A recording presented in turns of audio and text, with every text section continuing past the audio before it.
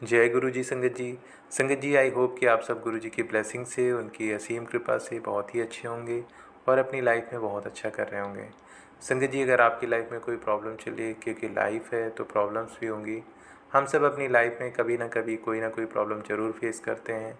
तो अगर आप भी ऐसे दौर से गुजर रहे हैं या आपकी लाइफ में कोई भी प्रॉब्लम चली है, तो परेशान होने की बिल्कुल भी ज़रूरत नहीं है। आपको धैर्य रखना है। सही वक्त आने पर हमारी प्रॉब्लम सॉल्व हो जाती हैं। हमें घबराना बिल्कुल भी नहीं है। बस हमें सच्चे मन से गुरु जी का स्मरण करना है, उनका ध्यान करना है, मंत्र जाप करना है, सत्संग सुनना है, जल प्रसाद लेना है। गुरु जी ज़रूर कृपा करते हैं अपने भक्तों में, अगर हम सच्चे मन से उनसे अरदास करते हैं।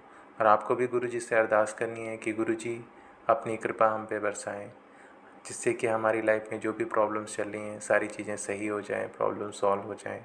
और ज़रूर होता है, बस हमें विश्वास रखना है और गुरु जी का ध्यान करना है। जय गुरु जी।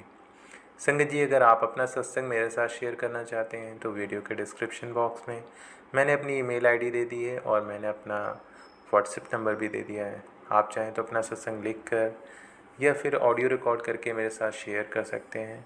गुरु जी की कृपा से आपका सत्संग सभी संगत के साथ शेयर किया जाएगा। जय गुरु जी।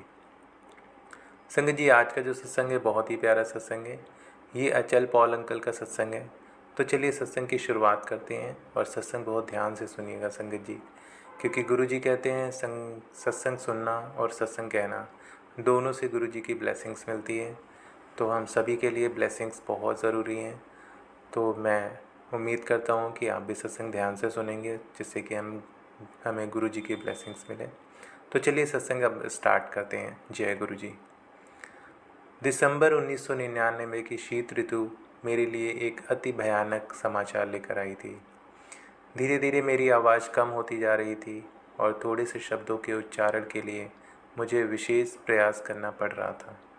कर्ण, नासिका और कंठ विशेषज्ञ से मिलने के पश्चात यह लग रहा था कि दिल्ली की यह शीत ऋतु धुंध निरानंद होते हुए और भी प्रतिकूल होने वाली थी।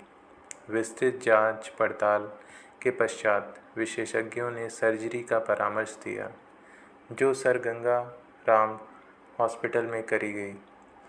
मेरी बायोप्सी का रिज़ल्ट आने पर हमारी आशंका की पुष्टि हुई। कंठ में मेरी सूजन असाध्य प्राणघातक कैंसर बन चुकी थी।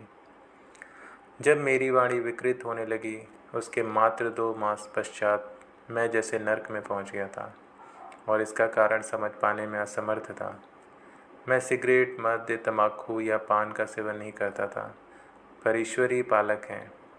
अपनी सर्जरी के पश्चात 3 सप्ताह के विश्राम काल में, जिसमें मुझे कुछ भी बोलने की मनाही थी, मैं गुरु जी की शरण में रहा। मैं और मेरी पत्नी, हम दोनों गुरु जी के पास मेरी दुर्दशा की अवस्था में पहुँचे थे। किंतु उससे पहले एक और परीक्षा देनी थी। चिकित्सालय के आने के बाद 5वें दिन मेरी गुरु जी के पास जाने की अटूट अभिलाषा जागृत हुई। संयोग से उस दिन अत्यधिक वर्षा हो रही थी। मेरे परिवार के सदस्यों ने मुझे किसी और दिन जाने की सलाह दी, पर मैं नहीं माना। मेरा मन पक्का हो चुका था। मेरे अंदर उसी दिन जाने की आवाज़ उठ रही थी। एम्पायर स्टेट से गुरु जी के स्थान तक चलते हुए एक अद्भुत सुख का आभास हुआ। गुरु जी अपने रंगीन लंबे चोले में अपने स्थान पर आसीन थे। हमारा परिचय करवाकर हमें राजसिक रक्तिम कालीन पर आसन ग्रहण करने को कहा गया। गुरबानी के पवित्र शब्द वातावरण में रस घोलकर उसे और मधुमय कर रहे थे। एक स्नेहमय किंतु ओजस्वी ऊर्जा पूरे कमरे में फैली हुई थी। कुछ समय पश्चात चाय प्रसाद विस्तृत हुआ। उसके एकदम बाद गुरुजी ने हमें बुलाया और मेरी घबराई हुई पत्नी से कहा, जा तेरे हस्बैंड नु 50% ठीक कर दिता, टेस्ट फिर करा ले। उस समय यह विश्वास करना सरल नहीं था कि वह असाध्य रोग ठीक हो गया था, पर हमने गुरुजी की सलाह मानी। बायोप्सी की शेष 4 स्लाइड में से 2 एम्स में दी और 2 मुंबई स्थित टाटा संस्थान में भेजी। 1 सप्ताह पश्चात परिणाम आने पर हम पुनः अंपायर स्टेट गए। हमारे प्रवेश करते ही गुरुजी मुस्कुराए और बोले, क्यों, डॉक्टर कंफ्यूज हो गए? यह तथ्य था। दोनों संस्थानों से आए निष्कर्षों ने मुझे स्वस्थ घोषित किया था। प्रथम चमत्कार हो चुका था। उसके पश्चात रोग चिकित्सकों ने रोग लक्षण प्रयोगशाला के निर्णयों की अवहेलना न कर उपचार पूरा कराने को कहा।